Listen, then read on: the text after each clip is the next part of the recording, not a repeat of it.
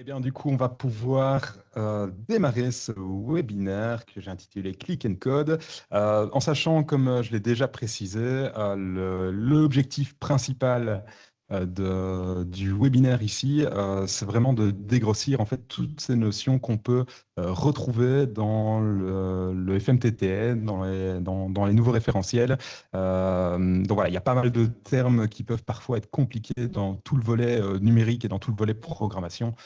L'idée, c'est de vraiment se dire que les participants qui sont ici ne connaissent peut-être rien à toutes ces notions, alors que vous allez voir qu'il y a déjà des choses que vous faites sans forcément le savoir.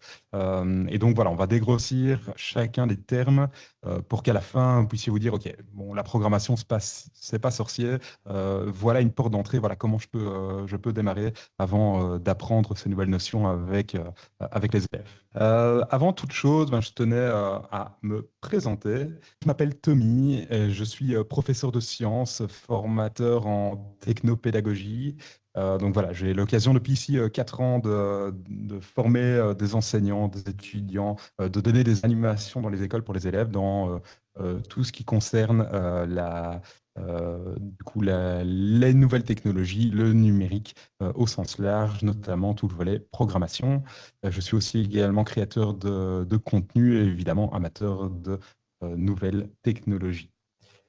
Alors, démarrons directement dans le vif du sujet. FMTTN, algorithme, capteur, conditions, boucle, instruction, logigramme. C'est peut-être en fait des termes que vous avez découverts quand vous avez ouvert les programmes et les référentiels, des termes qui parfois peuvent faire peur, mais qui, vous allez voir, ne sont pas sorciers. Comme je vous l'ai dit, l'objectif, ça fait quand même beaucoup de mots ici pour un vendredi matin, mais à la fin du webinaire, tout sera nettement plus clair pour vous, en tout cas, je l'espère. Démarrons par un premier terme qui est le terme de l'algorithme. Et on va déjà s'intéresser à ce terme algorithme qui apparaît un peu partout dans les référentiels. Et c'est là que le WooClap devient intéressant. Je vais vous demander maintenant de vous rendre sur le WooClap et je vais vous poser quelques questions par rapport à ce terme algorithme pour savoir, du coup, c'est quoi finalement cet algorithme.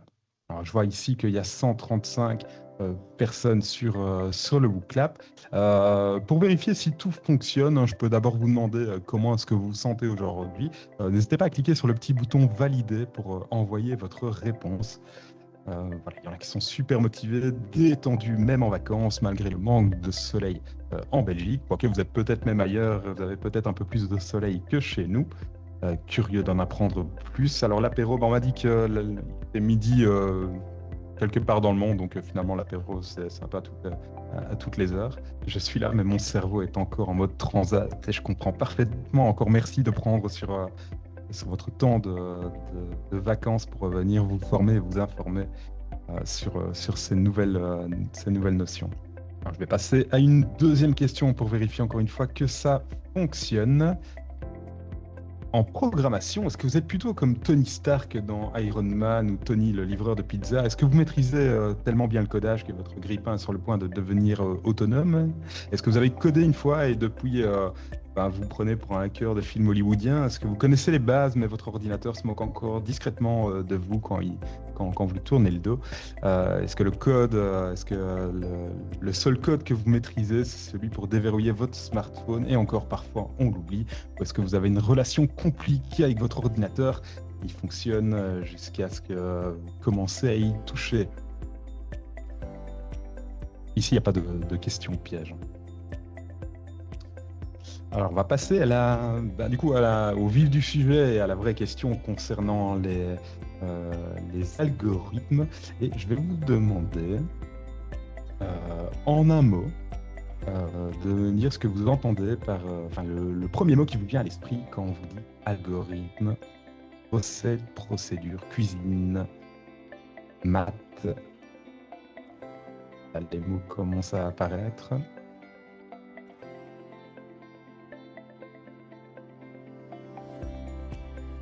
On a quand même procédure qui reste au centre.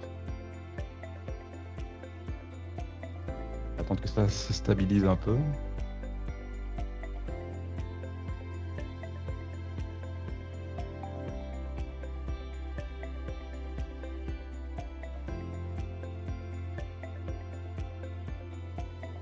Ça fait un beau nuage de mots avec procédure, étape, problème, logique, maths, suite, programmation qui reviennent plus d'une fois. On a robot, instruction, automatisation, informatique, récurrence, tâche, opération. Et finalement, je me dis que vous êtes parfaitement dans le bon avec tous ces termes et vous allez voir que la petite définition de l'algorithme que j'ai retenu reprend évidemment toutes ces notions.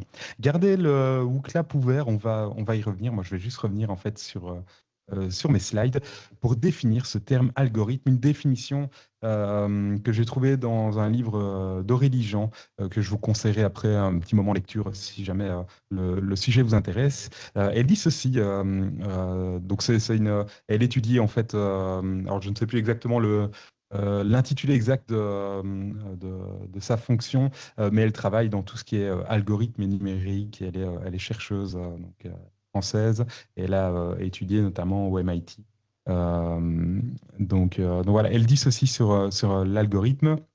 Donc un algorithme est une séquence hiérarchisée d'opérations à exécuter dans le but de répondre à une question, résoudre un problème ou comprendre un phénomène. Et il y a déjà un truc qui est frappant là-dedans, c'est qu'en fait le, le numérique n'intervient pas, parce qu'en fait l'algorithmique est du coup très ancienne, hein, déjà au temps d'Euclide, etc.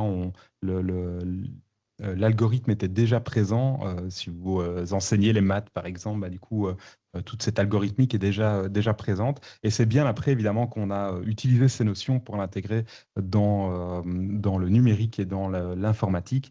Mais du coup, on peut très bien travailler les algorithmes sans ordinateur. Ça se fait évidemment parfaitement. Alors, dans son livre, il y a une chose qui était intéressante aussi, hein. J'ai vu le terme recette apparaître. Et c'est vrai qu'on compare souvent un algorithme à une recette parce que c'est très imagé, à une recette de cuisine. On voit très bien, on a tous déjà lu une recette de cuisine, on a tous déjà réussi ou raté un gâteau parce qu'on n'a pas respecté les bonnes proportions, le temps de cuisson et tout ça. Et c'est vrai qu'une recette, c'est un algorithme. En tout cas, ça respecte cette définition d'algorithme. Mais à l'inverse, tous les algorithmes ne sont pas des recettes de cuisine. Donc ces recettes de cuisine font partie de cette grande famille d'algorithmes, mais les algorithmes ne sont pas forcément tous des recettes de cuisine. Donc voilà, comme ça on dégrossit un peu ce terme. On va y revenir. Bref, un algorithme, c'est ça. Ok. Je me rends compte que c'est quand même un peu compliqué de vous montrer évidemment un véritable code informatique. Alors on va voir les notions de manière un peu plus simple et on va parler d'un thème qui parle souvent aux enseignants, qui est la machine à café. La machine à café, évidemment, présente dans les salles des profs quand elle veut bien fonctionner. Et si je prends en fait les différentes étapes de ma machine à café, eh bien, je remarque que bah, j'ai envie de me servir un café, je vais prendre une tasse, je vais insérer la dosette, je vais placer la tasse sous le bec, je vais appuyer sur le bouton, je vais attendre que le café coule, je vais retirer la tasse et enfin, je vais déguster mon excellent café Senseo. Et donc, ce que j'ai en face de moi, eh bien, c'est un algorithme. C'est en fait une série d'étapes qui permettent de résoudre un problème ou qui permettent de répondre à une question. Ici, ben, l'objectif final, c'est de pouvoir déguster mon café. Et pour ça, je vais passer par une série d'étapes et je dois respecter chacune des étapes pour pouvoir obtenir mon café à la fin. Donc, en vous servant le café le matin, eh bien, vous travaillez déjà un algorithme, vous avez déjà une certaine routine dans le fait de vous servir votre café. Eh bien, c'est déjà avec des exemples comme ça qu'on peut travailler avec les élèves sur ce terme. Décortiquer en fait une série de routines en étapes et faire écrire les étapes une par une. Travailler déjà quelques notions de ces référentiels. Vous avez vu que j'ai utilisé une symbolique assez particulière. Elle n'est pas anodine, hein. J'ai utilisé des symboles qui existent réellement. Ce que j'ai écrit précédemment, c'est ce qu'on appelle un logigramme. Autre terme qui apparaît dans les référentiels, vous l'avez peut-être déjà lu et vous êtes demandé ce que c'était. Eh bien, il faut savoir qu'un logigramme, c'est pas propre au numérique et à la programmation. Ça s'utilise dans d'autres domaines. Et donc, c'est vraiment, en fait, c'est une espèce de carte mentale qui va montrer les étapes. Et dans cette carte mentale, il y a une symbolisation qui doit être utilisée. Pour écrire un logigramme, on va démarrer, donc le début et la fin, on va utiliser un ovale. L'ovale, ça va être vraiment le début et la fin. Regardez, j'ai un début et j'ai une fin. Euh, Tous les processus, donc toutes les actions, et enfin les flèches symbolisent le sens de la lecture. Alors, j'ai comparé ça avec une BD, parce qu'en fait, quand on lit une BD, on arrive tous ici à lire des BD, et en fait, dans une BD, pour lire l'histoire, eh bien, on ne se pose pas la question de savoir quelle bulle est-ce qu'on doit lire, quelle bulle signifie quoi, etc. En fait, il y a une symbolique derrière, il y a des règles en fait de lecture d'une BD. Donc, on arrive parfaitement à la lire sans se poser la question des règles. On s'entraîne en fait à lire une BD. Mais voilà, il y a une symbolique derrière et il y a une certaine forme de règles à suivre pour lire une BD. Eh bien, du coup, un logigramme, il y a des règles à respecter, des symboles qui signifient certaines choses. Et donc, voilà, ce logigramme est utilisé notamment en programmation pour permettre de poser en fait sur papier, d'avoir une carte mentale du programme à écrire ou des actions à exécuter. Alors, prenons un exemple très simple. Restons sur le thème de la plage. Vous avez cette personne qui doit aller rejoindre cette planche de surf. Vous voyez que j'ai quadrillé en fait la plage. Et bien du coup, elle va devoir faire des déplacements pour aller jusqu'à la planche de surf. Ces déplacements sont très simples. On avance, on tourne à droite, on avance, on atteint la planche de surf. Si maintenant je dois représenter ça par un logigramme, eh bien, du coup, je vais dire que le début, c'est le moment où elle va démarrer. Elle avance d'une case, elle avance d'une case, elle tourne à droite, elle avance d'une case, elle arrive à la planche. Voilà l'organigramme des actions que j'ai exécutées. Vous doutez bien évidemment que, donc là on ne parle pas encore de numérique, on ne parle pas encore d'ordinateur. Eh bien, j'ai vu en fait des enseignants utiliser la cour de récréation, quadriller une classe, quadriller une cour de récré et demander en fait aux élèves d'écrire un logigramme avec certaines actions permettant d'aller d'un point A à un point B. Et donc c'est déjà en fait des activités faciles à mettre en place qui peuvent permettre de travailler ces logigrammes et donc ces algorithmes. Alors, en activité débranchée, donc les activités débranchées, c'est vraiment celles qui ne nécessitent pas d'écran, d'ordinateur, de robot, etc., qu'on peut faire avec du crayon, du papier. D'ailleurs, c'était une des nombreuses interventions quand je vous ai donné le formulaire d'inscription au webinaire. Je vous ai laissé un espace d'écriture et il y en a beaucoup qui se disaient, en fait, moi, j'ai pas d'ordinateur, j'ai pas de connexion Internet, j'ai pas de matériel, etc. Comment est-ce que je peux quand même travailler ces notions? Eh bien, sachez ici que pendant tout le webinaire, je vais vous donner quelques pistes d'activités débranchées qu'on peut réaliser, comme par exemple tracer un rectangle. Alors, ça peut se donner dans n'importe quel sens. Ça peut donner par exemple une instruction comme poser le crayon sur la feuille, avancer de 4 cm, etc. et demander à l'élève de redessiner le logigramme du rectangle ou donner un logigramme et demander de tracer la forme ou demander de renoter en fait une phrase qui permet de, de traduire en fait ce logigramme. Donc, pas d'ordi, pas de panique, évidemment. Toutes les notions qu'on va aborder ici peuvent se faire de manière débranchée. Je dirais que moi, c'est comme ça en fait que j'ai commencé, hein. Ça fait 6-7 ans que je fais de la programmation, de la robotique dans mes classes.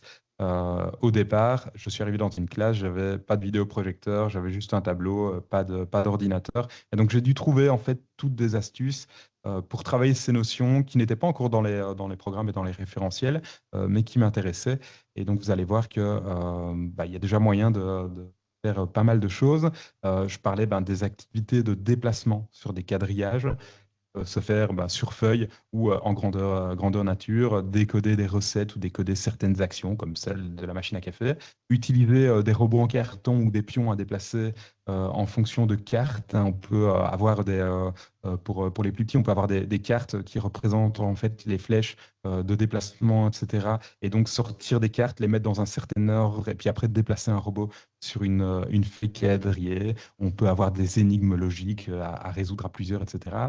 Il faut savoir qu'à la fin du webinaire, hein, je vous renverrai un petit mail avec du coup le replay et deux digipads, donc l'équivalent de Padlet, donc deux murs en fait numériques, un consacré à la programmation enfin à la programmation branchée, donc avec écran, avec robot, etc. Et un consacré à la programmation et aux activités débranchées avec toutes les ressources que je dispose. Maintenant, si vous allez sur un certain célèbre moteur de recherche qui commence par G et que vous tapez activité débranchée, algorithme ou programmation, vous allez tomber sur énormément de choses qui sont vraiment super intéressantes. Du coup, puisqu'on a un peu parlé de débrancher, passons à la partie branchée et intéressons-nous à ce qu'est un langage de programmation. Et là, le terme programmation intervient. Donc là, on passe en fait sur un ordinateur. Donc le fait d'exprimer en fait des instructions à une machine.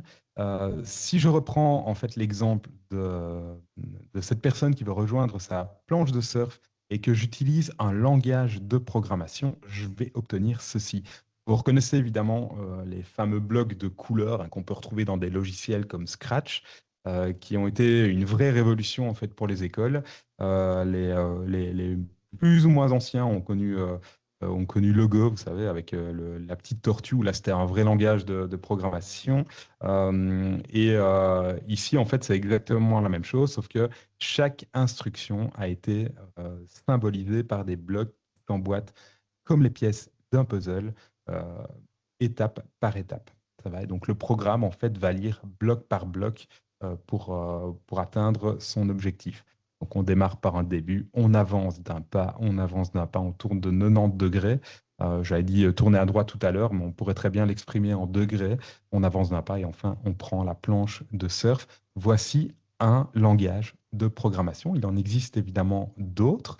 Nous, on va se concentrer sur le langage par bloc. Maintenant, des langages de programmation, il y en a énormément. Notamment, les plus connus sont le JavaScript, le langage Python, le C, etc. Alors, si vous ne vous sentez pas évidemment à l'aise avec la programmation, je ne vous conseille pas de vous lancer dans du Python ou du JavaScript. Le langage par bloc a l'avantage d'être très visuel et écrit en français. Donc, du coup, ça facilite la programmation. Il faut savoir qu'avant, ce n'était pas le cas. Si on voulait programmer une machine ou un robot, il fallait apprendre un vrai langage de programmation qui avait une courbe d'apprentissage un peu plus raide. Ici, en fait, avec le langage par bloc, c'est relativement intuitif. Mais finalement, c'est quoi un langage de programmation? Eh bien, il faut savoir que nous, sur un écran, on va utiliser un langage. Le langage par bloc, par exemple. Donc, on va empiler des blocs et créer un petit programme informatique, créer un petit algorithme. Ensuite, ça va passer par un compilateur. Hein. Ça, vous ne le voyez pas, évidemment, ça se passe dans la machine. Le compilateur va transformer votre langage, ce que vous avez écrit, en langage machine, parce qu'en fait, la machine ne comprend pas ce que vous avez écrit. En fait, un ordinateur fonctionne en langage binaire et ne sait lire que des 1 et des 0. Et donc, le compilateur va transformer votre code en langage machine pour que la machine puisse le lire, le comprendre, exécuter le programme et faire avancer un bonhomme ou un robot, par exemple. Alors, je garde un œil sur le chat. Donc voilà, donc le langage de programmation, c'est ça, c'est pouvoir avoir une langue qui permet de parler à une machine pour que la machine puisse comprendre ce qu'on a envie de faire. Qui évidemment, en 2025 est devenu relativement accessible et ce langage par bloc a vraiment révolutionné la manière dont la programmation est rentrée dans les écoles. Donc, en bref, un langage de programmation, c'est une façon structurée de donner des instructions à un ordinateur, un robot ou une application. C'est comme en fait une recette bien précise avec des mots-clés, des règles. Chaque langage de programmation a ses règles bien particulières. Et donc, c'est un outil qui permet de traduire nos idées en actions logiques pour qu'un ordinateur puisse les comprendre. J'espère jusque-là, en tout cas, que vous n'êtes vous n'êtes pas encore largué. J'essaie vraiment de, de dégrossir au maximum. Et donc, passons du coup sur un ordinateur et regardons un peu comment est-ce qu'on peut écrire un petit programme informatique de manière très simple. Alors, moi, il y a un outil, et c'est celui-là évidemment que j'ai commencé après avoir fait toutes mes activités en version papier. Je me suis dit, bah, il est peut-être temps en fait, de me lancer sur un ordinateur. À l'époque, j'avais récupéré des vieilles machines que j'ai reconditionnées, etc., avec un accès à Internet. Et j'ai utilisé un site que je trouve assez bien fait qui s'appelle Blockly Game. Ça a l'avantage de ne pas nécessiter d'identification, etc., et d'avoir vraiment des exercices très progressifs pour voir toutes les notions dont je vais vous parler maintenant. Et donc, si vous voulez vous entraîner, même vous-même en tant qu'enseignant, ou si vous aimez bien les casse-têtes, etc., eh bien, du coup, vous pouvez utiliser ce site qui a l'avantage vraiment d'être évolutif et donc de démarrer avec des exercices très simples, des instructions en français et d'avoir des niveaux de difficulté de plus en plus élevés. Alors, on démarre avec. Donc, c'est vraiment un chemin en fait à suivre. Il y a une dizaine d'exercices dans chacune des catégories. Donc, le puzzle, le labyrinthe, l'oiseau, la tortue, etc. Et donc, si je démarre avec puzzle, par exemple, c'est simplement un exercice qui va vous expliquer comment les blocs fonctionnent, comment est-ce qu'il faut les empiler. Moi, je démarre souvent avec labyrinthe. C'est celui-là que je vais prendre. C'est cet exercice-là que je vais prendre maintenant. Donc, vous voyez que l'interface est très simple. Les instructions apparaissent en français, vous permettent en tout cas de savoir en fait quoi faire au fur et à mesure. Ici, il y a 10 niveaux. Et donc là, l'objectif, c'est que le bonhomme atteigne le point final. Et pour ça, j'ai une bibliothèque avec une série de blocs et une zone de travail dans laquelle je vais pouvoir écrire le code. Donc, ce qu'on me demande de faire, c'est de déplacer en fait les blocs, de venir les empiler. Vous voyez, ils s'aimantent comme les pièces d'un puzzle. Ici, j'ai 2 blocs avancés, donc le bonhomme va avancer de 2 blocs. Et quand j'exécute mon programme, j'ai réussi. Ensuite, ce que je trouve assez intéressant, c'est qu'on me montre ce qui se passe si jamais j'avais écrit ces 2 lignes de code dans un langage qui est le JavaScript, move forward, donc avancer devant, hop, on écrit ça 2 fois. Est-ce que je suis prêt à passer au niveau 2? Oui, etc., etc. Ça va?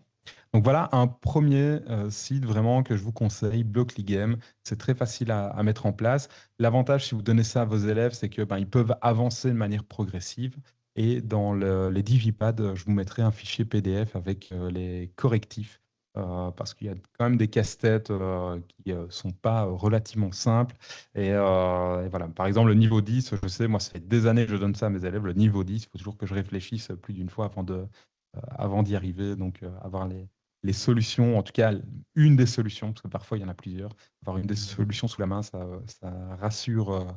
Donc voilà, on me demande en fait si vous répondez vous-même aux questions, donc c'est super. Donc effectivement, Blockly Game fonctionne sur tablette. Alors il fonctionne aussi sur smartphone, mais plus l'écran est petit, plus c'est compliqué, mais sur tablette il fonctionne parfaitement. Il faut juste en fait une connexion Internet et ça fonctionne très bien. Donc voilà, ça c'est vraiment pour aller un premier pas pour entamer la programmation en version branchée, qui est ce site Blockly Game. Avant de lire vos questions, de passer à la suite, je vous en parlais tout à l'heure, mais si jamais vous cherchez un livre pour cet été à lire au coin de la plage, eh bien du coup le livre d'Aurélie Jean de l'autre côté de la machine. J'ai commencé, alors je suis vraiment pas un grand lecteur, hein. Ma femme me dirait que j'ai 3 livres que je lis tout le temps.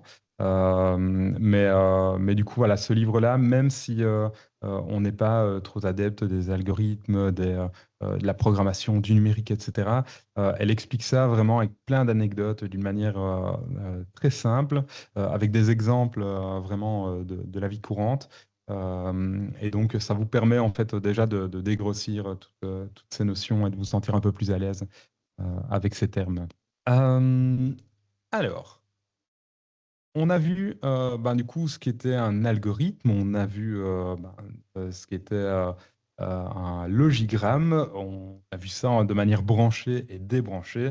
On va aller un peu plus loin dans les notions et on va intégrer la notion de boucle dans un programme. Boucle, vous comprenez qu'évidemment il y a une question de répétition derrière. Et pour ça, je vous donne un exemple relativement simple. Imaginez-vous, vous êtes sur la plage, vous construisez une pile de, de Lego, et du coup, il vous manque, en fait, on a enlevé deux blocs en plein milieu, et vous devez compléter ceci. Alors, pour celles et ceux qui aiment bien les casse-têtes, hein, vous aurez compris évidemment qu'il y a une notion de suite derrière. Ce sont des exercices en fait qu'on peut très facilement donner à ses élèves, même avec des vraies briques Lego, hein. Donc, on commence à construire en fait une certaine séquence avec des briques de couleur et on demande à l'élève de continuer. On a des exercices en maths où on fait ça avec des chiffres et on demande de continuer la suite. Et donc ici, je vous laisse 2-3 secondes pour réfléchir quelles sont les deux couleurs que je vais mettre ici en plein milieu. Et alors pour ceux qui ont déjà résolu le problème, bien du coup, je vais prendre un bloc rouge et un bloc bleu. Pourquoi? Parce qu'on remarque qu'on a une suite de couleurs qui se répètent. En fait, on a fait une boucle dans la construction, une boucle qui va se répéter. Donc le vert, le rouge, le bleu, le rouge, le vert. Et puis après, on recommence vert, rouge, bleu, rouge, vert, etc., etc. On peut demander à l'élève de continuer en fait cette boucle et de trouver cette fameuse suite. Et donc ici, si on doit exprimer ça sous la forme d'un programme, eh bien, on va écrire en fait cette première séquence, on va demander de la répéter deux fois. C'est ce qu'on appelle une boucle dans un programme. Et cette boucle dans Blockly Game, on peut très facilement la trouver. Alors, tous mes élèves bloquent à un moment donné sur ce problème-ci, qui en fait, je pense que c'est le numéro 4. Donc, les élèves ont réalisé donc, le premier exercice, le deuxième, le troisième en ligne droite. Et puis après, ils arrivent ici sous la forme d'un escalier. Sauf qu'on vous dit, en fait, il vous reste que 4 blocs. Et donc, ils commencent à avancer, tourner à gauche, avancer. Hein. Hop. Donc, on avance, on avance, on tourne, etc. Et puis, en fait, on remarque que puisque c'est un escalier, il y a une séquence qui se répète. Et c'est là que le bloc répété jusqu'à ce qu'on arrive à un certain point, répété un certain nombre de fois, devient intéressant parce qu'on va pouvoir, dans un bloc répété, c'est comme une parenthèse qu'on va répéter un certain nombre de fois, et bien du coup, on va pouvoir mettre les actions et demander de les répéter un certain nombre de fois pour arriver à l'objectif. C'est vrai que je vais utiliser. Alors vous allez me dire, mais à quoi ça sert? Parce que finalement, en fait, j'aurais pu utiliser ça et répéter ça plusieurs fois. Alors oui, sauf que un informaticien, quand il écrit un code, il va optimiser son code. Il faut savoir que la machine, elle va lire bloc par bloc, ligne par ligne, et elle va utiliser en fait des ressources pour lire chacune des lignes. Et donc le fait d'optimiser un code permet d'avoir un nombre de lignes de code réduite pour faciliter le travail de la machine, ou même pour faciliter, si on travaille en débranché, faciliter simplement la lecture. C'est beaucoup plus facile de lire ça que de répéter en fait une séquence plusieurs fois et de devoir la lire. Ça va? Et donc, quand on vous parle de boucle dans les référentiels, voilà, c'est cette notion en fait de répétition dans un programme qui intervient. En activité débranchée, parce que du coup, vous allez me dire, oui, mais j'ai peut-être pas d'ordinateur, je sais peut-être pas travailler avec Blockly Game. Ce qui est assez intéressant, c'est qu'en fait, plutôt que d'écrire un programme et de demander à l'ordinateur de l'exécuter, en activité débranchée, on peut faire l'inverse. On peut avoir un programme, lire le programme et exécuter nous-mêmes le programme. C'est cette ressource en fait que je vais vous partager avec des fiches sur lesquelles sont écrites sont écrits des programmes. Et en fait, on demande à l'élève sur un plateau de jeu de reproduire des séquences, de retrouver des couleurs, de retrouver des formes, etc. Donc là, c'est de la lecture de code en bloc qu'on exécute nous-mêmes en fait sur un plateau avec un papier, des crayons, etc. Ça va? Donc voilà un exemple d'activité. Si on ne sait pas écrire un programme sur un ordinateur et le faire exécuter, eh bien on peut faire l'inverse, utiliser un programme et l'exécuter nous-mêmes, ce qui est une autre démarche, ce qui est assez intéressant. Je vois que Céline partage pas mal de ressources, mais effectivement, sur la fondation La main à la pâte, 1, 2, 3 codé, qui sera aussi dans les ressources que je vais vous partager, il y a pas mal de fiches d'activités qui permettent déjà d'avoir des exemples et de travailler en fait toutes ces notions d'algorithme, d'instruction, de boucle, etc. Alors, bon, on va quand même revenir sur les 3 notions qu'on a vues. Donc, on a parlé d'algorithme, cette suite d'étapes claires à suivre pour résoudre un problème. Par exemple, faire du chocolat chaud ou trier les pommes par taille. On a parlé de boucle, le fait de répéter plusieurs fois une action, hein, comme avancer 5 fois ou à la place de avance, avance, avance, avance. Et on a parlé de logigramme, cette façon de dessiner ou de représenter un algorithme en utilisant des symboles qui sont normalisés, l'ovale pour le début et la fin, le rectangle pour les actions, les flèches pour le sens de la lecture. J'espère en tout cas que jusque-là, je ne vous ai pas perdu et que vous arrivez évidemment à comprendre toutes ces notions. On va aller un peu plus loin et on va faire intervenir la notion de condition. Eh bien, revenons à un exemple très simple. Revenons à ma machine à café et faisons un peu évoluer cette machine à café. Au départ, vous savez, dans le programme de base, je vous avais dit, bah, vous prenez une tasse, mettez la dosette, vous placez la tasse sous le bec, vous appuyez sur le bouton, etc. Mais imaginons que la tasse est mal placée, eh bien, votre machine à café va quand même faire couler votre café, même si le café coule à côté. Eh bien, c'est là qu'on peut rendre une machine un peu plus intelligente, et je mets intelligente entre plein de guillemets. En fait, c'est là où la machine devient, semble être intelligente, c'est quand elle arrive à prendre des décisions. Et donc, imaginons que je mette un capteur qui permet de détecter en fait si la tasse est présente. C'est ce que vous avez dans les machines à café euh, des, euh, des autoroutes, etc. Donc on met en fait la tasse et un capteur arrive à détecter s'il y a la tasse. Et donc si je relie en fait le programme avec cette nouvelle fonction que je viens d'ajouter à ma machine à café, je prends ma tasse, j'insère ma dosette, je place la tasse sous le bec et c'est là qu'il y a une décision à prendre. Est-ce que la tasse est bien placée? Évidemment tout ça numériquement est lu par un capteur. Si oui, on peut appuyer sur le bouton, on attend que le café coule, on retire et on déguste. Sinon, on affiche un message d'erreur et on repasse la tasse correctement. Si la tasse est bien placée, alors on fait la suite. Et donc, il y a un arbre de décision avec un oui d'un côté, un non de l'autre. Et donc, cet arbre de décision permet du coup d'avoir en tout cas cette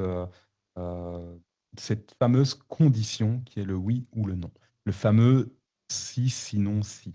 Dans mes conventions de mon logigramme, je vais pouvoir ajouter un nouveau symbole. Donc, on a toujours le début et la fin symbolisés par un ovale, tous les processus symbolisés par un rectangle, le sens de la lecture, ça va, qui est toujours représenté, mais on a en fait ce losange qui est une condition. La condition, c'est est-ce que je vais pouvoir continuer mon programme pour arriver jusqu'à ma fin, ou est-ce que non, et je vais devoir en fait revenir à une étape précédente ou même à une étape après de mon programme. Donc la condition, en fait, c'est une question qui est posée au programme et auquel le programme va pouvoir répondre pour continuer d'un côté ou un autre ce processus. Alors, une condition, c'est très facile, hein, alors, en Belgique, on est plutôt du côté gauche ici. Mais donc, si il pleut, alors je prends mon parapluie. Sinon, je laisse le parapluie à la maison. Alors, ne vous inquiétez pas, je ne vais pas vous enseigner les maths, mais juste pour vous dire qu'en fait, bien ces conditions, ces logigrammes, vous en faites déjà. Si vous enseignez les maths et que vous enseignez tout ce qui est division euclidienne, etc. C'est d'ailleurs un exemple que j'ai repris dans le livre d'Aurélie Jean. En fait, si vous faites du PGCD, donc le plus grand commun diviseur, hein, pour ceux qui ne s'en souviennent pas, cette fameuse division euclidienne où si on ne la fait pas depuis des années, on doit toujours réfléchir à comment ça fonctionne. Derrière, quand on réalise ce processus avec les élèves, derrière, en fait, on a un logigramme mental qui est déjà fait. On a une série d'étapes qu'on doit respecter. Et avec une certaine condition pour savoir s'il y a un reste, non, et du coup on le réutilise, etc. Donc, je dirais, on peut même en fait repartir avec des exercices très mathématiques qu'on fait déjà, comme le PGCD ici ou la division euclidienne, et le retranscrire en logigramme pour avoir tous les processus par lesquels on doit passer. Donc, le logigramme peut aussi être travaillé comme ça. Et donc, si je reviens à cette condition, toujours avec mon site Blockly Game que j'aime tant, eh bien, il y a un exercice qui est le premier qui fait intervenir en fait une condition, qui est normalement de mémoire celui-ci. Donc là, en fait, le bonhomme doit, donc je ne peux le faire qu'en 4 blocs. Et donc là, le bonhomme, en fait, doit arriver toujours jusqu'à son point final. Et donc, si j'écris le code normalement, bah, du coup, je vais pas en fait y arriver parce que j'épuise en fait trop de blocs.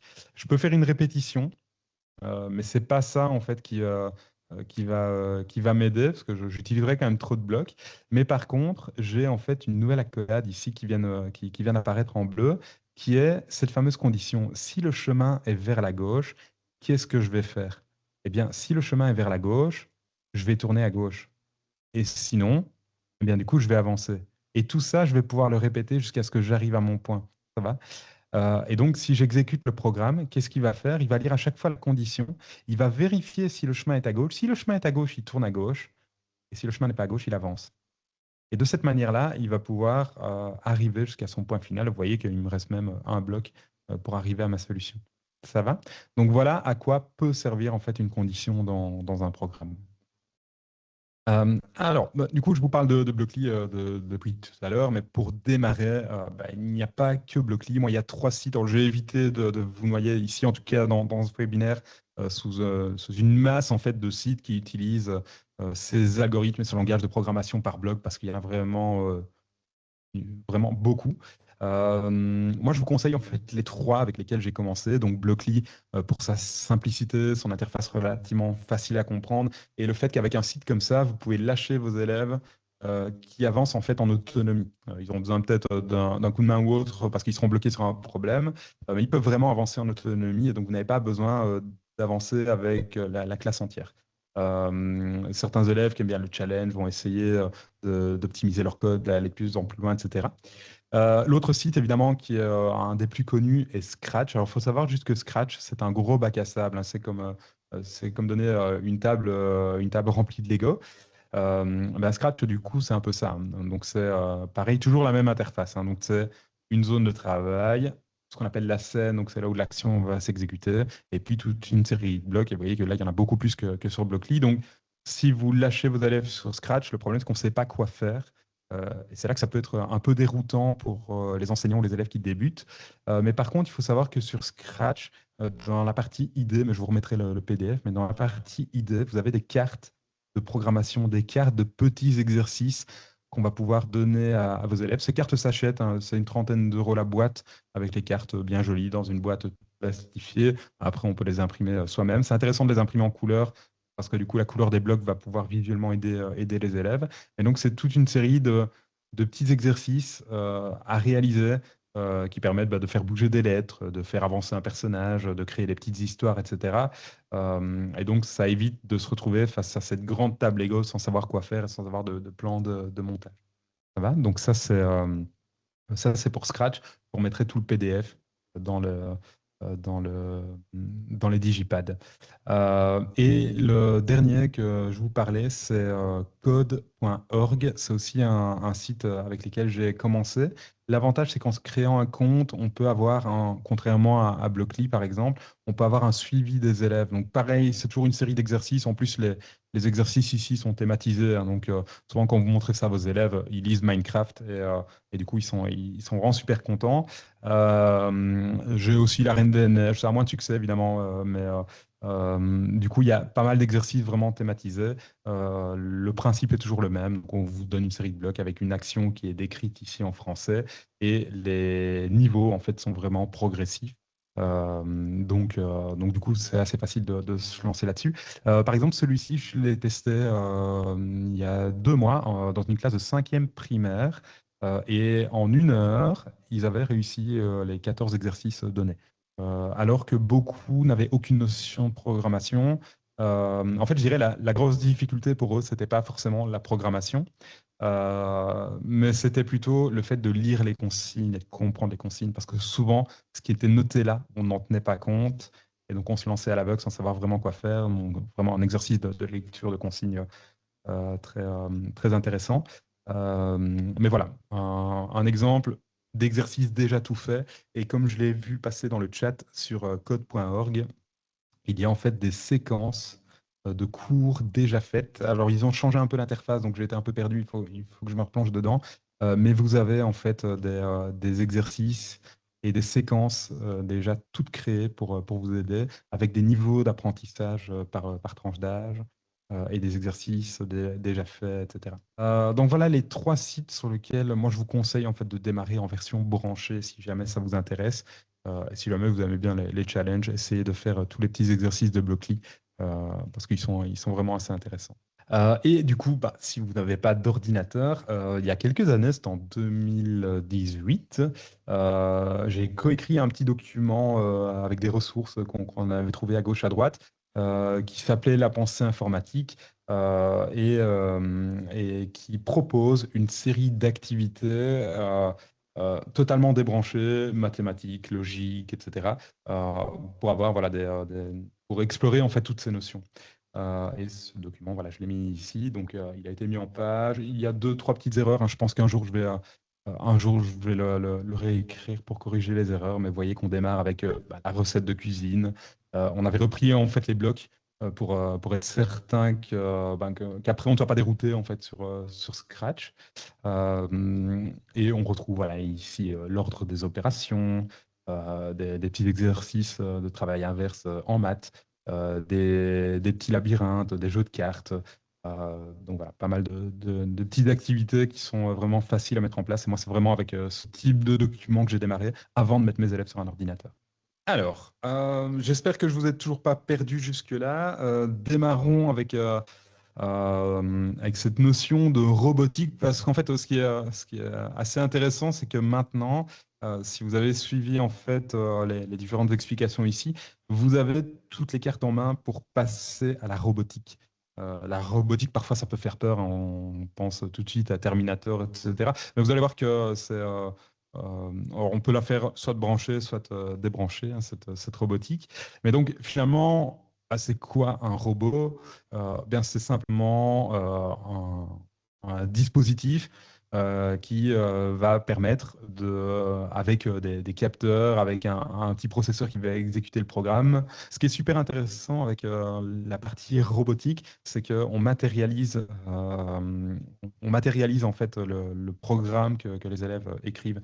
Vous savez, quand on est sur Scratch, on fait bouger un petit chat, c'est chouette, et puis bon, on peut créer des jeux vidéo, on peut créer tout un tas de choses avec Scratch, mais parfois avoir quelque chose de palpable et voilà, qui bouge en fait sur une table, ça crée un peu l'effet waouh et de se dire waouh, j'ai écrit ça sur mon écran. Et donc, mon robot, en fait, il réagit avec toute une série de capteurs, etc.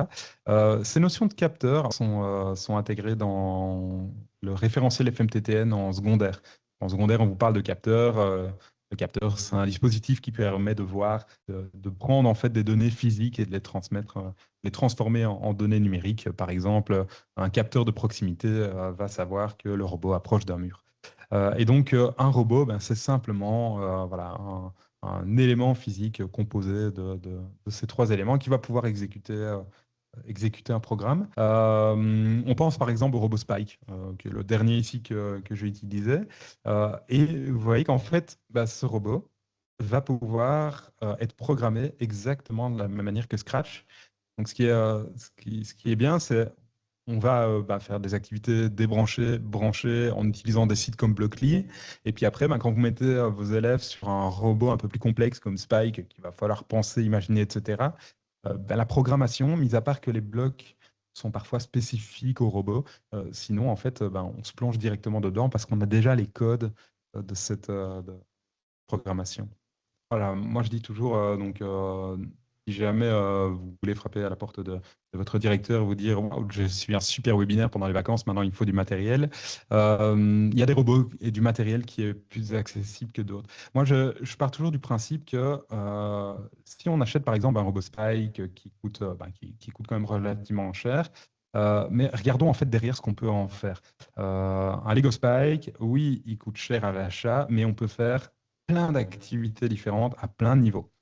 On peut l'utiliser, si on l'achète en primaire, on peut faire ça autant avec des élèves de première que des élèves de sixième. Si maintenant c'est pour dépenser une fortune dans un robot qui va ne servir que pour une activité une fois par an, peut-être que l'argent n'est pas dépensé de manière intelligente. Et parfois, je me déplace dans des écoles où je me rends compte qu'il y a du matériel numérique, parfois même coûteux, qui prend les poussières dans une armoire parce qu'on a suivi un jour une formation, parce qu'on trouvait que le matériel était chouette et parce qu'on a fait une activité d'une heure une fois pendant l'année. Et donc, je trouve que l'argent est mal dépensé à ce niveau-là. Mais il y a déjà des robots qui sont accessibles. Et si vous voulez, par exemple, un exemple, mon petit favori pour l'instant, c'est l'anniversaire de mon fils aujourd'hui. Alors, je me suis dit, je vais lui souhaiter par la même occasion. Donc, mon fils a 5 ans et je lui ai acheté ce petit robot qui s'appelle Edison, qui vient d'Australie, qui n'est programmable qu'en anglais. Bon, après, ça fait travailler les langues, mais c'est pas très grave parce qu'en fait, il y a un type de programmation par bloc qui est linéaire, donc vraiment dans le sens de la lecture. Pour ceux qui connaissent, on retrouve en fait du Scratch Junior avec des symboles, etc. Et mon fils de 5 ans arrive à réaliser des exercices de programmation. Il le branche en USB, il écrit son programme, il transfère le programme. Donc, je lui ai appris évidemment tout ça. Mais donc, il arrive à réaliser des petites activités avec son petit robot qui ne coûte une cinquantaine d'euros. Donc, je pense que pour la valise de 10, avec le bloc de charge et tout ça, on est à moins de 400 euros pour les 10 robots. 10 robots, c'est largement assez pour une classe. Et en plus, ils communiquent entre eux, ils peuvent s'assembler, c'est compatible Lego. Donc voilà, ça c'est mon petit favori. J'attends juste une traduction française parce que les blocs en Scratch sont en anglais. Maintenant, encore une fois, c'est de l'anglais relativement simple à comprendre et ça fait travailler les langues. Et donc, après, vous allez me dire, ouais, mais moi, j'ai pas forcément ni d'ordinateur. C'est effectivement pour programmer un robot. Il y a des robots qui se programment comme le Bebot, par exemple. Hop, donc le bot, voilà, donc des robots comme ceci, qui sont super intéressants, mais voilà, qui sont un peu plus limités. Donc, c'est des robots qui se programment sans écran, avec des flèches directionnelles qui sont, voilà, c'est pour les plus petits. Mais donc, on a le Bebot et le Bluebot. Et donc, voilà, ce sont des robots qui peuvent s'acheter avec une programmation sans écran. Chose qu'on peut faire aussi avec l'Edison, en fait, il a aussi les flèches directionnelles et tout ça, donc on peut aussi le programmer sans écran. Ils ont un système assez intéressant. Donc, ils ont en fait sur leur site, mais je mettrai tout ça dans le Digipad, ils ont sur leur site des ressources écrites en anglais. Et en fait, sur les ressources, il y a des gros codes barres. Et donc, en fait, vous allumez votre robot, le robot va scanner le code barre et donc le programme va s'intégrer dans le robot. Donc ça évite en fait de passer par un ordinateur juste en appuyant sur deux touches. Il avance, il recule, il scanne le code barre et donc le programme est enregistré dedans. Je trouvais ça assez intéressant comme façon de faire.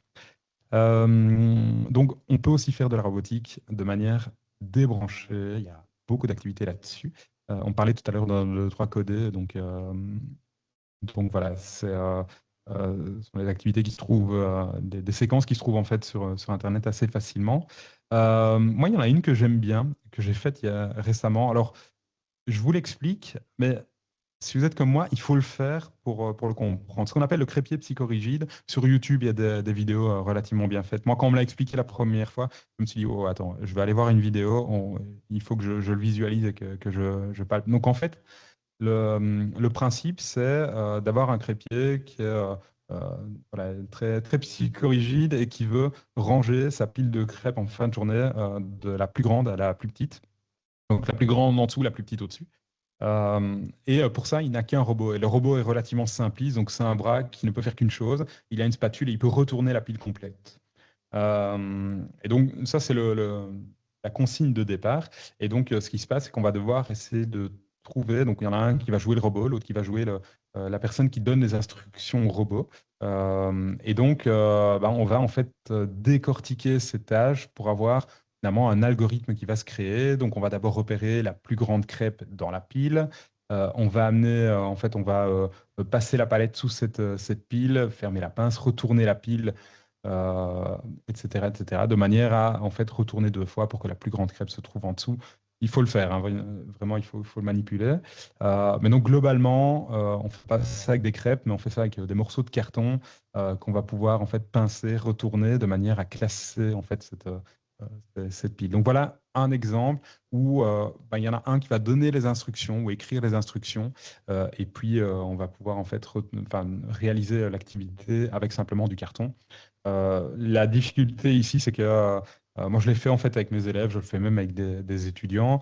La difficulté ici, c'est que la personne qui joue le robot doit se mettre en fait dans la tête de ne pas réfléchir et de n'écouter que les instructions. Et parfois, on va aller un peu plus loin. Donc, si, le robot a enfin, la personne qui joue le robot a déjà la solution. Des fois, on n'écoute pas trop les instructions. Mais c'est un exercice vraiment très chouette à faire et qui permet déjà d'écrire des instructions, de donner des instructions. Donc là, il y a tout un travail d'écriture en français. Mais donc ça, tout ça pour vous dire qu'on peut travailler ces principes de robotique de manière en fait débranchée.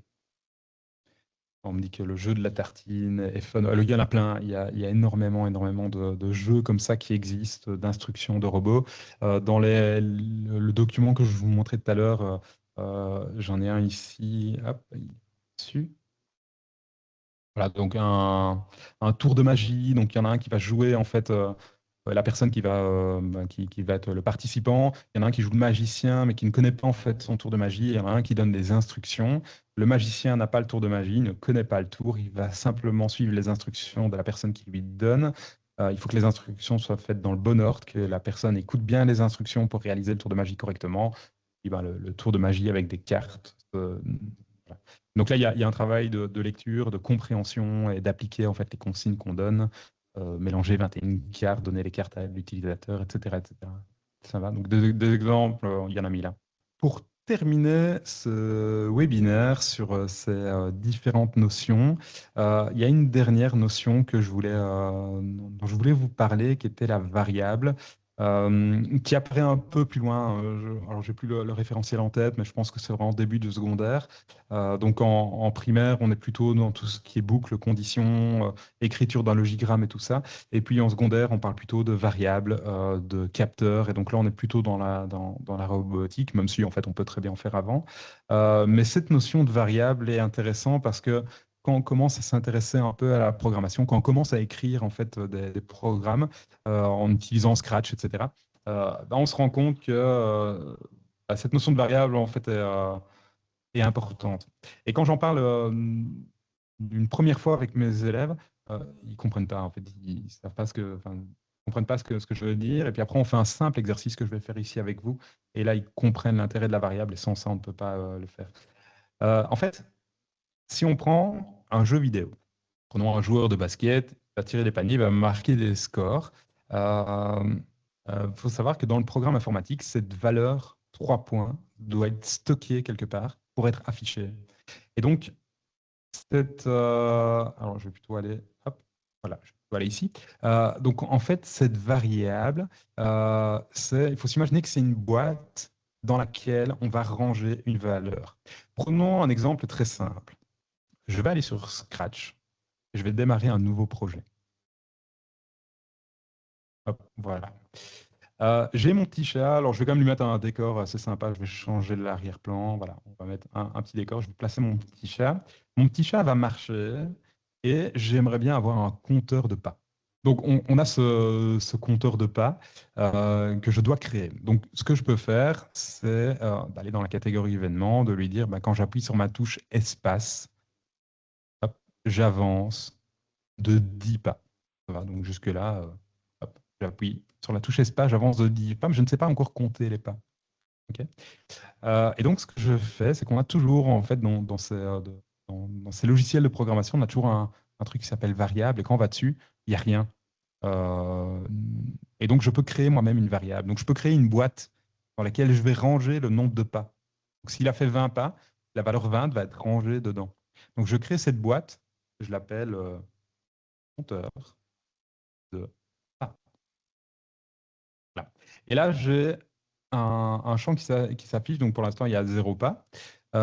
Et donc, ce que je vais lui dire, c'est bah, quand j'appuie sur la touche espace, oui, tu avances de 10 pas, mais tu vas ajouter 10 à compteur de pas. Donc, ça veut dire que tu vas prendre cette valeur et tu vas la ranger dans compteur de pas. Comme ça, après, tu vas pouvoir l'afficher. Et donc, si maintenant j'appuie sur la touche espace, j'ai en fait ma valeur ici qui s'ajoute. Donc, j'ajoute 10 à chaque fois.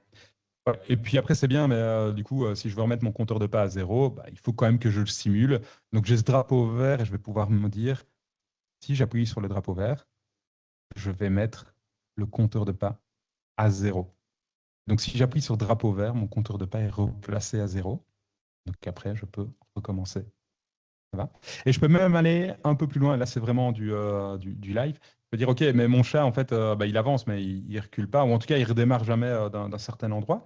Et donc, on peut aller, par exemple, dans les mouvements et de dire, ben, vous savez, les fameuses coordonnées X et Y qui sont utilisées en fait ben, dans ce type en fait de jeu. Euh, et donc, je peux dire, bah, quand j'appuie sur mon drapeau vert, tu vas aller placer mon petit chat dans ces coordonnées. Donc là, j'ai un X à moins 185 et un Y à moins 109. Donc, je vais reprendre en fait ces valeurs et dire, OK, j'appuie sur le drapeau vert, à replacer mon chat à cet endroit-là, à ces coordonnées-là, pour connaître en fait l'emplacement. Donc après, je fais mon compteur de pas.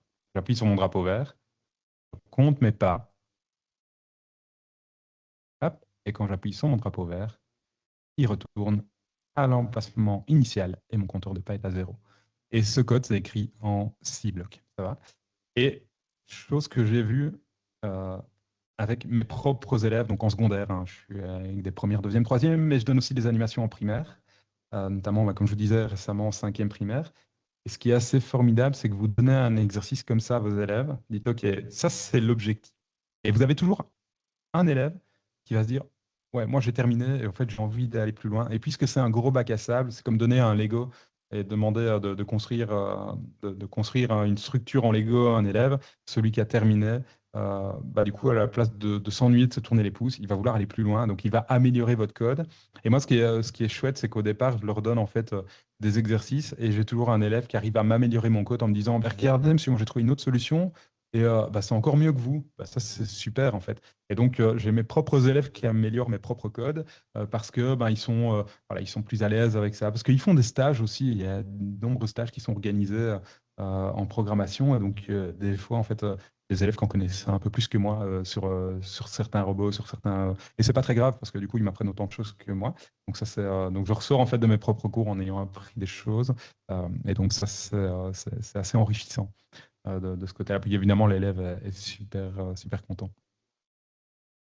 Donc voilà, ça c'est pour le score. Alors, si on prend un jeu très simple qui est le casse-brique, je vais décortiquer évidemment. Alors, quand vous voyez des exercices comme ça ou ne prenez pas peur face à un code qui est grand.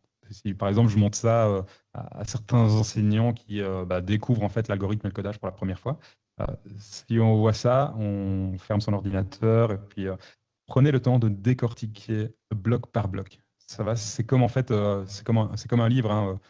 Si vous avez une page à lire, ben, vous allez lire l'intégralité de la page. Ben, ici, avec les codes, prenez le temps de décortiquer bloc par bloc. Donc ici, en fait, j'ai un jeu assez simple en fait à créer, qui est le fameux jeu du casse-brique. Ça fonctionne très bien sur le bord de la plage. Donc un jeu du casse-brique avec un score qui peut être positif ou négatif. Donc si le ballon touche la ligne rouge, eh bien du coup, on perd des points. S'il touche ma ligne verte, qui est en fait ma ligne de déplacement, on gagne des points. Donc quand j'appuie sur le drapeau vert, je mets le score à 0. Donc, ça, c'est le top départ du jeu. Ensuite, je vais répéter indéfiniment une action. Donc là, on retrouve la notion de boucle. Je vais avoir ma condition. Si mon paddle est touché, le paddle, c'est le truc vert, il l'a appelé paddle. Donc si mon paddle est touché, alors on ajoute 1 à score. Le score va augmenter de 1. On ajoute un petit effet de couleur et on ajoute un petit effet sonore. Et puis après, on tourne à 180 degrés de manière à ce que la balle fasse un demi-tour. on attend une seconde, etc., etc. Et donc là, on a le score qui est mis à 0 et le score. Et donc les blocs orange, c'est cette fameuse boîte dans laquelle je vais ranger mes scores. Ça va. Et puis après, ben, on a ce qui se passe. Donc ça, c'est la deuxième partie du code. Qu'est-ce qui se passe si ma couleur rouge est touchée, donc la ligne rouge là en dessous. Si la couleur rouge est touchée, alors on a un son qui apparaît. On a un score de -1 et on a dire perdu pendant 0,1 seconde. Alors 0,1 seconde, ça apparaît très vite, donc on n'a pas le temps de le lire. Mais donc voilà la deuxième partie du code. Et avec ça, juste avec ça, vous avez créé un casse-brique en intégrant toutes les notions qu'on vient de voir maintenant. Ça va. Donc voilà, un exemple. Et alors le casse-brique, je pense que je l'ai mis jeu du Pong, je l'ai mis ici. Hop, voilà, il est en dessous. Voilà, il est là. Hop. Et donc, on a le petit jeu du casse-brique avec le son. Hop.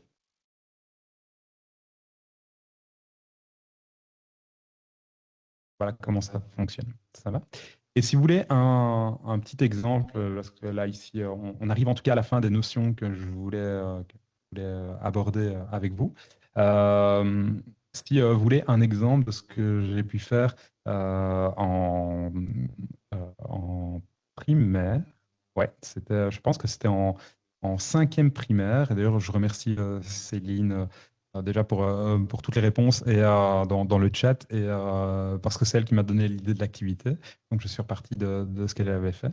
Mais donc, j'ai créé en fait avec des élèves de primaire un petit jeu relativement simple.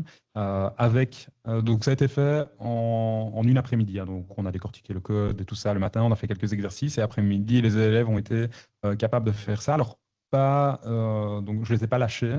On a repris bloc par bloc et on a empilé tous les blocs les uns à la suite des autres. Mais voilà, on a un petit jeu avec un petit Stitch qui est ici en dessous et qui doit éviter les balles qui sont lâchées par une soucoupe au-dessus. Et il peut même, lui, tirer des balles et gagner des points. Donc voilà un exemple de petit jeu qui peut être créé de manière assez simple. Je vous le partagerai aussi dans les ressources. Ça va, comme ça, vous pouvez voir le code et vous pouvez avoir une idée. Il faut savoir que le petit Stitch et la petite soucoupe ont été... alors ici, c'est moi qui les ai faits, mais les élèves ont utilisé un site qui s'appelle Piskel. Piskel, hop. C'est un site de pixelisation qui permet en fait de créer ces petits pixel art qui peuvent être après intégrés dans Scratch. Donc on peut créer en fait ces personnages, même les faire bouger, les animer, tout ça, et après les intégrer dans Scratch. Et donc voilà, ce pixel art peut être fait et même utilisé dans un jeu vidéo. Voilà. Merci Céline pour le lien dans le chat. Voilà. Et donc voilà, on arrive à la fin de ce webinaire. Alors, je vous ai dit, hein, gardez le WooClap ouvert. Du coup, on va quand même vérifier si vous avez bien suivi et si vous avez retenu en fait les quelques notions que j'ai abordées avec vous. Et donc, on se retrouve en fait tout de suite sur le WooClap. Je vous remets en fait le QR code. Je vois que vous êtes toujours 133, donc normalement on est bon. Et je vais vous poser quelques questions en version QCM. Alors, parmi les propositions, laquelle décrit le mieux un algorithme? Vérifier.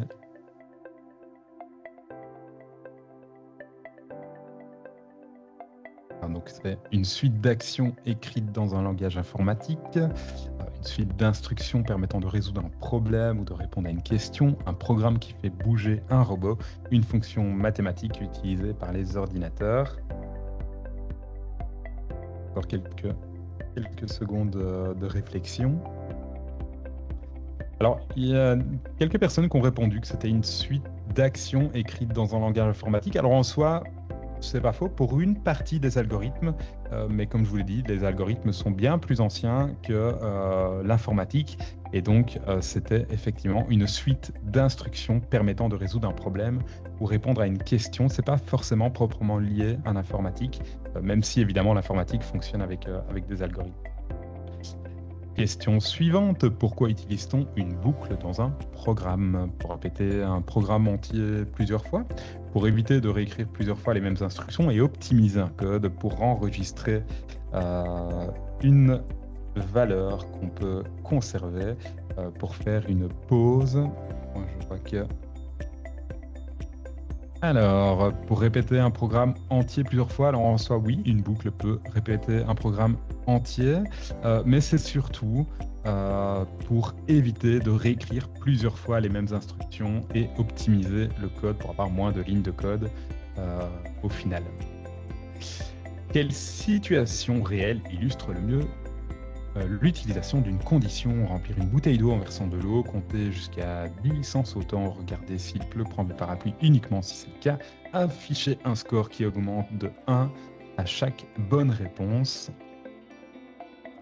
Et finalement, je vois que vous avez relativement bien suivi ce webinaire.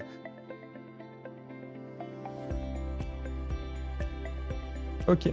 Et donc, effectivement, c'était regarder s'il pleut.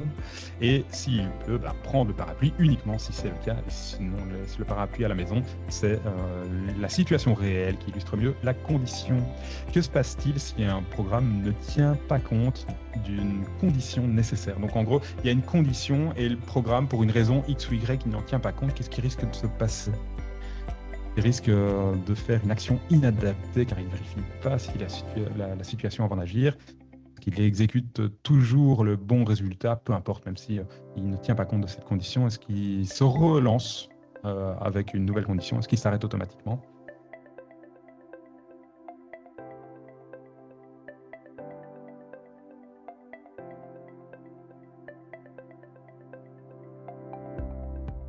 Je vous laisse réfléchir. Donc, effectivement, la bonne réponse, c'était, en fait, il risque de faire une action inadaptée.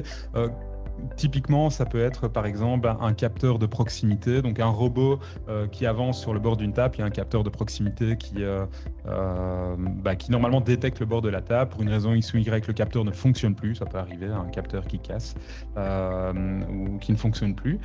Et bien du coup, en fait, le programme va faire une action inadaptée et donc il ne recommence pas forcément automatiquement. Il ne s'arrête pas automatiquement si on ne l'a pas dit de le faire.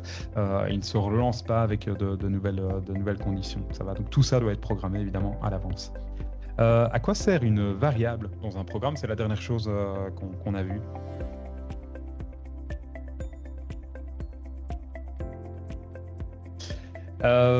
Du coup, alors déjà, je tenais vraiment à vous remercier pour vos nombreuses interventions que je vais prendre le temps de lire.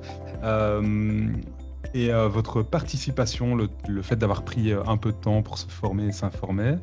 Mais j'aimerais juste vous dire une chose, si certaines notions peuvent être parfois un peu plus compliquées pour vous.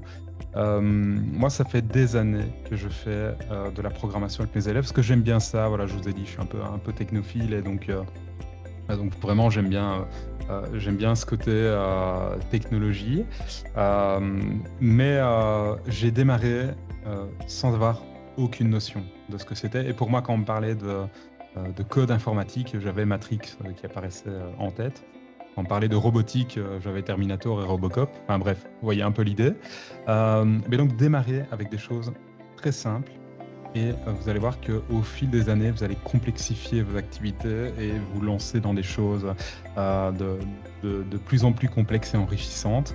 Ne vous lancez pas dans des gros projets au départ. Vous savez, moi j'ai une collègue qui s'est lancée dans la robotique il y a peu. Donc elle utilise la carte microbit. Et en utilisant la carte, elle m'a dit « mais toi, tu fais plein de trucs, c'est vrai que je fais des plantes connectées, je fais des maisons automatisées, etc. » Mais j'ai dit « Mais c'est pas grave, démarre par afficher un cœur sur la carte. » Donc ses élèves ont réussi à afficher un cœur, elle était super contente. Et je dis « Voilà, et l'année prochaine, tu feras un peu plus de choses et tu feras d'autres activités. » Mais donc tout ça pour vous dire que du coup, démarrer avec de petites choses, et puis vous allez voir que dans quelques années vous pourrez mener des projets un peu plus gros. Et n'hésitez pas aussi à vous appuyer d'une part sur des collègues qui sont plus à l'aise avec ces nouvelles technologies, et surtout sur vos élèves, parce qu'il y a des richesses dans vos élèves. Quand j'ai débuté l'impression 3D, c'est un élève qui m'a expliqué comment faire. Donc parmi vos élèves, même s'ils ne le montrent pas toujours, il y en a qui adorent ça et qui sont super à l'aise avec toutes ces notions de programmation, de robotique, etc. Appuyez-vous sur vos élèves. Allez chercher la richesse là où elle est. Et du coup, ben voilà, je termine encore une fois en vous remerciant infiniment pour le nombre d'inscriptions, pour votre participation, le fait d'avoir été actif dans le chat. Mon adresse mail, tommyberben@gmail.com, et comme je vous l'ai dit, je réponds très vite dans les 3 premiers mois. Non, blague à part, je vais vraiment essayer de répondre à vos questions assez vite. Je vous enverrai le lien du replay ainsi que les digipads que je prendrai le temps d'alimenter au fur et à mesure. Donc ils sont vraiment évolutifs, gardez-les bien précieusement dans vos favoris. Et du coup, je prendrai le temps dans l'année, à chaque fois que je verrai une ressource ou une autre, de compléter ces digipads. Donc il y en aura 2, un pour la programmation branchée et l'autre pour la programmation débranchée. Comme ça, on scinde vraiment les deux et il y aura assez de ressources pour contenter tout le monde. Juste pour une petite info, mais vraiment en supplément, sur Facebook, j'ai créé un groupe qui s'appelle FMTTN, groupe d'échange pour les enseignants, qui était initialement un groupe pour l'éducation par la technologie. N'hésitez pas à le rejoindre si ce n'est pas encore fait. J'essaie vraiment de former une communauté active d'enseignants, d'experts, qui viennent de formateurs et autres, qui viennent de tous les horizons, et vraiment d'avoir un lieu d'échange pour cette fameuse formation manuelle, technique, technologique et numérique. Et moi, je vous dis à très bientôt.